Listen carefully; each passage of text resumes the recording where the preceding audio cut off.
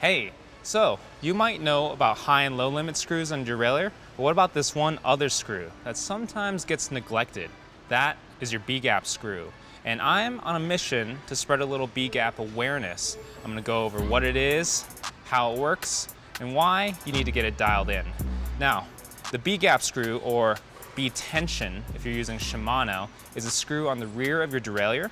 It pushes against the derailleur hanger and it moves the top pulley of your cassette farther or closer to the cassette. Now that distance, that is your B-gap. So why do we care about B-gap? If it's set properly, your shifting is gonna be as fast and responsive as possible. But if you mess it up, it could become hesitant or sluggish, and we don't want that. Now to set your B-gap correctly, you need to make sure you have the correct spec and you measure it accurately. Now this spec for your B-gap is gonna vary depending on your drivetrain, what rear derailleur you're using.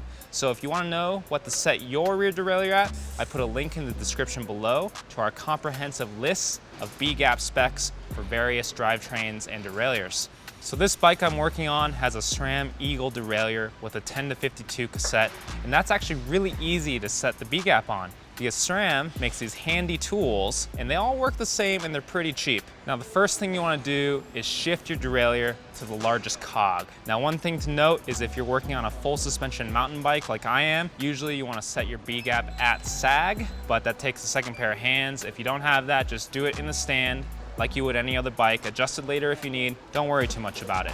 Now what we're going to do is line up the tool with the top pulley, make sure to get all the markings lined up, and we're gonna take our hex wrench and we're gonna adjust the B-gap screw, moving the top pulley closer or farther away until all the markings line up. Now, if you use Shimano or Campagnolo, something like that, you probably aren't gonna have a specific tool like the SRAM tool. If you're gonna measure your B-gap, you usually use calipers, or you might have a handy measuring tool in your toolbox already, a hex wrench. So say for example, you have a 6mm B-gap, just grab your 6mm hex wrench and use that to measure the distance between the top pulley and the cassette.